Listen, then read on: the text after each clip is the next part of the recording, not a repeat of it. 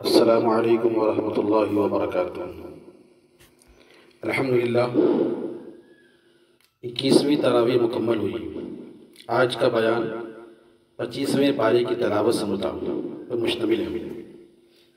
اللہ تبارک و تعالی نے شروع میں قیامت کے بارے بتایا کہ قیامت کا علم صرف اللہ رب العالمین کے پاس ہے۔ جو لوگ پوچھتے ہیں کہ قیامت کب آئے گی تو بتا دیجئے قیامت کا علم صرف اللہ کے پاس ہے۔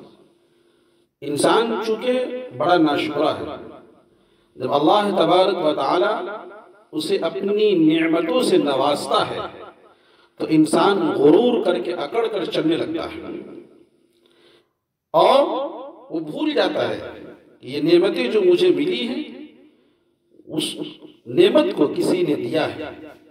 پھر وہ انسان اس نعمت کو اپنی محنت اور مشقت کے بل یعنی اپنے آپ کو اپنی کریڈٹ دیتا ہے کہ میں نے محنت سے مشقت سے یہ مقام حاصل کیا ہے۔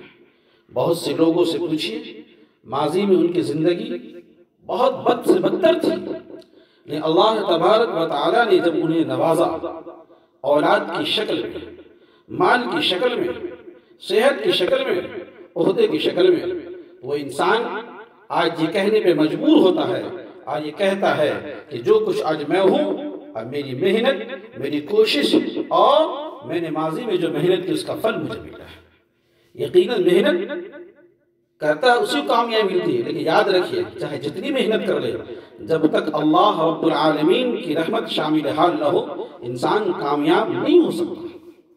اللہ نے کہا جب انسان پر کوئی پریشانی آتی ہے تو لمبی لمبی فضو دعائیں عریض بڑی لمبی لمبی دعائیں کرتا ہے۔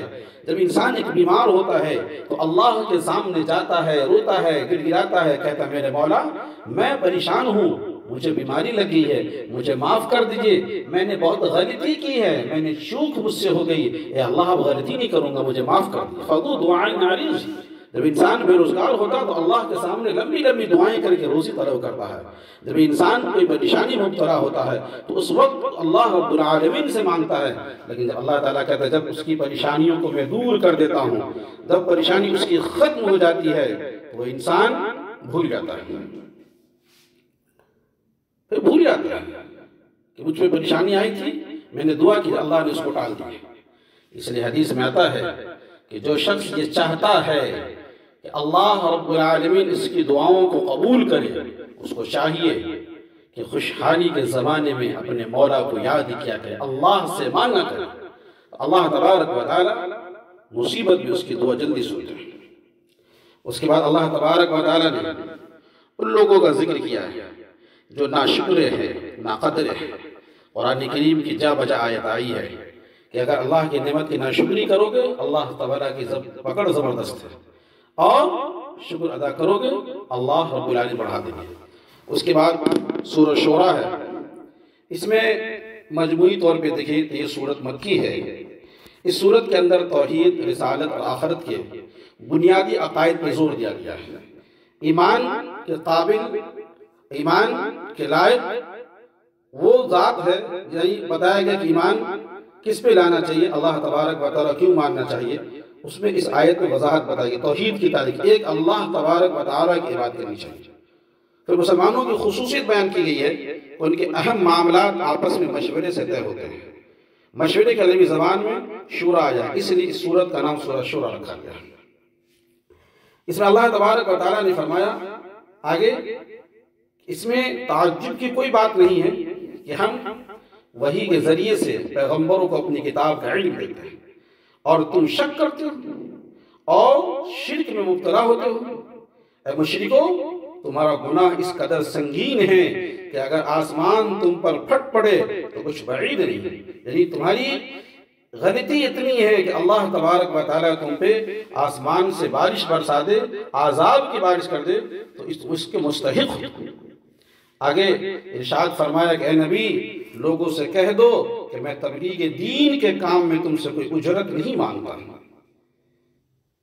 جتنے نبی تھے وما اسألکم علیہ من اجر ان اجری الا علی رب العالمین، تمام انبیاء کا یہی مشن تھا، اور تمام انبیاء علیہ السلام نے یہی کہا، اپنی قوم سے اپنی امت سے ہی خطاب کیا کہ اے لوگو ایک اللہ رب العالمین کی عبادت کرو، مجھے نبی مان لو اور اللہ کے ساتھ کسی کو شریک نہ ٹھہراؤ، اور اس کے بدلے میں تم سے کوئی معاوضہ نہیں مانگتا ہوں، کوئی تنخواہ یا کوئی وظیفہ نہیں طلب کرتا ہوں، اس میں تمہاری بھلائی ہے، میں تمہاری خیر خواہی کے لیے آیا ہوں، میں تم سے محبت کرتا ہوں، تمہارا خیر خواہ ہوں، اس لیے میں چاہتا ہوں اس سب چیزوں کو چھوڑ دو، تم اس راہ راست پہ آ جاؤ گے، اس سے میرا کوئی فائدہ نہیں ہے، وما اسألکم علیہ من اجر ان اجری الا علی رب، میرا اجر تو اللہ دے گا۔ بات سمجھ میں آ رہی کہ نہیں آ رہی؟ پھر آگے اللہ نے کہا البتہ قرابت داروں کا حق ضرور دینا چاہیے، قرابت داروں کو نہ ستاؤ، بھلائی کرنے والوں کے لیے بھلائی کا اجر اللہ کے ذمے ہے، جو شخص بھی صبر کرے گا اور درگزر سے کام لے گا تو یہ بڑی ہمت اور حوصلے کی بات ہے۔ کسی بشر کا یہ مرتبہ نہیں کہ اللہ اس کے روبرو بات کرے، وہ تو وحی کے ذریعے اپنے انبیاء بھی وحی نازل کرتے ہیں، چونکہ کفار مکہ یہ کہتے تھے کہ جب اللہ تبارک و تعالیٰ کی بات محمد مجھے بتا رہے ہیں تو اللہ تعالیٰ براہ راست مجھ سے کیوں نہیں بات کر لیتے؟ اللہ تبارک و تعالیٰ جو بات مجھ سے کہہ رہے ہیں مجھ سے ڈائریکٹ کیوں نہیں کہتے؟ اللہ نے کہا کہہ دو کہ اللہ تبارک و تعالیٰ کسی بشر کے پاس نہیں جاتا سوائے انبیاء کے۔ اب ایک تھوڑی سی مثال یوں سمجھے، دنیا میں ایک تو اللہ کا تو نظام، دنیا کے ایک قانون ہے، ایک قانون جب کوئی سینٹرل گورنمنٹ جب پاس کرتی ہے تو اب سینٹرل گورنمنٹ ہر فرد کے پاس جا کر اس قانون کو نافذ کروائے گی، یہ پاسبل ہے؟ وہ اسٹیپ بائی اسٹیپ کام ہوتا ہے نا، سینٹرل گورنمنٹ کے جو ماتحت ہوتے ہیں، اسٹیٹ گورنمنٹ کے جو ان کے ماتحت ہوتے ہیں، دھیرے دھیرے بڑے پیمانے سے ڈسٹرکٹ لیول پہ آتا ہے، پھر اس کے گاؤں پنچایت نگر پالیکا وارڈ ممبر، یہ جا کے امپلیمنٹ ہوتا ہے، ورنہ ہو گیا سینٹرل گورنمنٹ بات کرنا شروع کر دے تو ان سے کتنے لوگوں سے بات کریں گے؟ اب دنیا کا نظام جب ایسے چل رہا ہے تو تمہیں عقل اور شعور نہیں ہے؟ اللہ رب العالمین چاہے تو بات کر سکتے ہیں۔ اللہ تبارک و تعالیٰ نے قرآن میں کہا کہ یہ لوگ اے نبی صلی اللہ علیہ وسلم آپ سے مطالبہ کرتے ہیں کہ مکہ کی زمین تنگ ہو گئی ہے، اس کو کشادہ کر دیے، مسافر بڑی طویل ہے اس کو نزدیک کر دیے۔ اللہ چاہے کوئی بعید نہیں کر سکتے ہیں، لیکن یہ اس کے باوجود ایمان لانے والے نہیں ہیں، ایمان اس کے بعد ایمان قبول نہیں کری۔ اللہ کا رسول نے انہوں نے کہا چاند کو دو ٹکڑے کے لیے اللہ نے شق قمر کا واقعہ کروا دیا، لیکن ایمان قبول نہیں کی۔ اس کے بعد سورہ زخرف شروع ہوتی ہے، ارشاد باری ہے کہ مشرک اس غلط فہمی میں مبتلا ہیں کہ ان کی شرارتوں کی وجہ سے وحی کا نزول رک جائے گا، وہ چاہتے تھے کہ وحی نہ نازل ہو۔ اللہ نے شرارت پسندوں کے فتنوں کی وجہ سے کبھی پیغمبر بھیجنے بند نہیں کیے اور نہ وحی کا نزول روکا، البتہ الٹا فتنہ پرور لوگ ہلاک ہوئے۔ اللہ کے پاس نہ کوئی اولاد ہے، نہ اس کائنات میں اللہ کا کوئی شریک ہے۔ اس لیے جو لوگ اللہ تبارک و تعالیٰ کے ساتھ اس طرح کی باتیں کرتے ہیں، اللہ تعالیٰ ہم سے براہ راست کیوں نہیں بات کر لیتے؟ وہ محمد صلی اللہ علیہ وسلم کے پاس کیوں بتاتے ہیں، مجھے بتاتے ہیں؟ تو یاد رکھیے یہ لوگ ماننے والے نہیں ہیں۔ یہ اگر ان کے سامنے وَلَوْ أَنَّ قُرْآنًا سُيِّرَتْ بِهِ الْجِبَالِ، اگر پہاڑ بھی اپنی جگہ سے چلنا شروع کر دے تو یہ بھی لوگ کہاں ماننے والے ہیں؟ اس صورت میں سورہ زخرف میں ہی جس کا تھوڑا سا میں کچھ خلاصہ بتا دے رہا ہوں، وہ یہ ہے اس صورت کا مرکزی مضمون مشرکین مکہ کی تردید ہے، جس میں ان کے اس عقیدے کا ذکر فرمایا ہے جس کی وجہ سے وہ فرشتوں کو اللہ کی بیٹیاں کہتے تھے، نیز وہ اپنے دین کو صحیح قرار دینے کے لیے دلیل دیتے تھے کہ ہم نے اپنے باپ داداؤں کو اسی طریقے پر پایا ہے۔ اس کے جواب میں اول تو یہ حقیقت واضح کی گئی ہے کہ قطعی عقائد کے معاملے میں باپ دادا کی تقلید یہ بالکل غلط اور حرام ہے۔ آج بھی لوگ بہت غلط کام کرتے ہیں، دلیل دیتے ہیں ابا دادا کام کرتے آئے تھے، ان سے پوچھئے کہ ابا دادا پیدل چلتے تھے، آج گاڑی پہ کیوں چلتے ہیں؟ ابا دادا اس زمانے جو آج کھاتے وہ نہیں کھاتے تھے، وہ چیزیں میسر نہیں تھی، بھوکے رہتے تھے، جھوپڑی میں رہتے تھے، آج محل میں کیوں رہتے ہیں؟ وہ لوگ جو پیچھے گزر گئے ایئر کنڈیشن موبائل تو سنے بھی نہیں ہوں گے، تو حالات کے اعتبار سے اپنے آپ کو بدل رہے ہیں، اپنا روش اپنا طریقہ پرانے سے نئے کے طریقے پہ جا رہے ہیں، لیکن دین کا معاملہ باپ دادا کے دین آج بھی لوگوں کو بتائیں، کہہ دیں گے نئے مولوی نئے مسئلہ بتاتے ہیں۔ اچھا دین اور مسئلہ کوئی نیا ہوتا ہے؟ ارے آپ جو نہیں جانتے تھے ان کو بتایا جا رہا ہے، جب جان رہے ہیں تو اس پہ عمل کرنے کی کوشش کرنی چاہیے۔ تو یہ ان کے غلط عقائد کی تردید کی گئی ہے۔ پھر حضرت ابراہیم علیہ السلام کا حوالہ دے کر فرمایا گیا کہ اگر باپ داداؤں کے پیچھے تمہیں چلنا ہے تو حضرت ابراہیم علیہ السلام کی پیروی کیوں نہیں کرتے؟ ان کی پیروی کرو، وہ تو موحد تھے، توحید پرست تھے، اللہ کے بندے تھے، انبیاء تھے، انہوں نے یہی تعلیم دی کہ اللہ کے بات چلے، جنہوں نے کبھی شرک نہیں کیا۔ مشرکین حضرت صلی اللہ علیہ وسلم پہ جو اعتراض کرتے تھے، اس صورت میں ان کا بھی جواب دیا گیا ہے۔ ان کا ایک اعتراض یہ تھا کہ اللہ تعالیٰ کو کوئی پیغمبر بھیجنا ہی تھا تو کسی دولت مند سردار کو اس مقصد کے لیے کیوں نہیں چن لیا؟ اللہ تعالیٰ اس صورت میں یہ واضح فرمایا کہ دنیاوی مال و دولت کا انسان کا فیصلہ نہیں ہوتا، دولت کی بنیاد پہ اللہ تعالیٰ فیصلہ نہیں کرتے۔ اللہ تبارک و تعالیٰ کسی انسان کو چنتے ہیں تو اللہ تعالیٰ اپنے نیک بندوں کو چنتے ہیں۔ اللہ تعالیٰ کافروں کو بھی اگر سونا چاندی دنیا بھر کی دولت دے سکتا ہے، لیکن اس سے لازم نہیں آتا کہ اللہ تعالیٰ وہ اللہ کے مقرب بندوں میں شامل ہوتے ہیں، کیونکہ آخرت کی نعمت کے مقابلے میں اس مال و دولت یہاں کی دنیا کی کوئی حیثیت نہیں ہے۔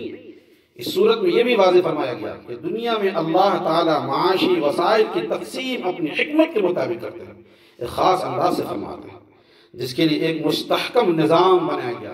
اس ذیل میں اللہ تعالیٰ نے حضرت موسیٰ علیہ السلام فرعون کا واقعہ بھی اللہ نے ذکر کیا ہے، کیونکہ فرعون کو بھی حضرت موسیٰ علیہ السلام پر یہی اعتراض تھا کہ یہ دنیاوی مال و دولت کے اعتبار سے اس کی کوئی حیثیت نہیں رکھتے۔ فرعون کے پاس سب کچھ تھا، لیکن یہ انجام کیا ہوا کہ فرعون اپنے کفر کی وجہ سے غرق ہوا اور ہمیشہ کے لیے نار جہنم یعنی جہنم رسید ہو گیا۔ حضرت موسیٰ علیہ السلام غالب رہے۔ اس صورت میں بھی بتایا گیا کہ حضرت عیسیٰ علیہ السلام کا مختصر ذکر فرمایا، صحیح حیثیت فرمائی کہ عیسیٰ علیہ السلام کی صحیح حیثیت کیا تھی۔ جو لوگ غلط عقیدہ گھڑتے ہیں عیسیٰ علیہ السلام اللہ کے بیٹے ہیں، وہ بھی وضاحت کر کے بتا دیا گیا۔ عیسیٰ علیہ السلام اللہ تعالیٰ کے بیٹے نہیں ہیں، اور جو یہ اعتراض کرتے ہیں کہ کوئی بغیر باپ کے کیسے پیدا ہو سکتا ہے، اللہ تعالیٰ نے اس کی بھی مثال دی ہے، ان مثل عیسیٰ عند اللہ کمثل آدم۔ جب میں آدم کو بغیر ماں اور باپ کے پیدا کر سکتا ہوں تو عیسیٰ کو بغیر باپ کے کیوں نہیں پیدا کر سکتا؟ اس کے بعد اللہ تبارک و تعالیٰ نے کہا کہ انسان کی جیسی سوچ ہوتی ہے وَمَن يَعْشُ عَن ذِكْرِ الرَّحْمَٰنِ نُقَيِّضْ لَهُ الشَّيْطَانَ فَهُوَ لَهُ قَرِينٌ۔ بعض مرتبہ لوگوں کو سنتے ہوں گے آپ، کوئی اولاد نہیں تھی، فلاں بابا کے مزار پہ گیا تو مجھے اولاد ملی، بہت کاروبار سے پریشان تھا، فلاں بزرگ کے پاس گیا، تعویذ ملی، سارے مسئلے کا حل ہو گیا۔ جیسی نیت ویسی برکت ہوگی۔ آپ قسمت میں اولاد نہیں تھا، آپ چاہے پیپل کے درخت کے پاس جائیے یا چاند سورج کے پاس جھکیے، میں یہ نہیں کہتا جھکنا، لیکن آپ کا طریقہ غلط ہے، شیطان آپ کو ورغلا ہے اسی طرز پہ، ملنا جو ہے قسمت کو تو مل کے رہے گا، لیکن شیطان آپ کے خلاف وہی چیز کرتا ہے جو آپ کی سوچ ہوتی ہے۔ اور اللہ تعالیٰ نے کہا کہ ایسے لوگ الاخلاء یومئذ بعضهم لبعض عدو للمتقین، جن کو تم اپنا رہبر سمجھتے ہو، جن کو تم اپنا قائد سمجھتے ہو، جن کو اپنا لیڈر سمجھتے ہو، جن کے پاس اپنے نفع اور نقصان کے لیے جاتے ہو، یاد رکھو کل کوئی کسی کا بوجھ نہیں اٹھائے گا۔ ایک دوست دوسرے دوست کا دشمن ہوگا، اور دوستی صرف کس کی ہوگی؟ متقی کی ہوگی۔ اس لیے ان سب چیزوں سے انسان کو بچنا چاہیے۔ وہاں سے اللہ تعالیٰ کے اعمال کام آتے ہیں، وہاں شکل و صورت نہیں دیکھی جاتی کہ وہ انسان کیسا ہے، کس طریقے کا ہے، کس معیار کا ہے، تو اللہ تبارک و تعالیٰ کے ہاں انسان کی شکل و صورت میں انسان کا اعمال دیکھا جاتا ہے۔ اس کے بعد سورہ دخان شروع ہوتی ہے۔ روایت کے مطابق یہ سورت اس وقت نازل ہوئی تھی جب اللہ تعالیٰ نے مکہ مکرمہ کے کافروں کو متنبہ کرنے کے لیے ایک شدید قحط میں مبتلا فرمایا۔ اس موقع پر لوگ چمڑے تک کھانے پہ مجبور ہو گئے تھے۔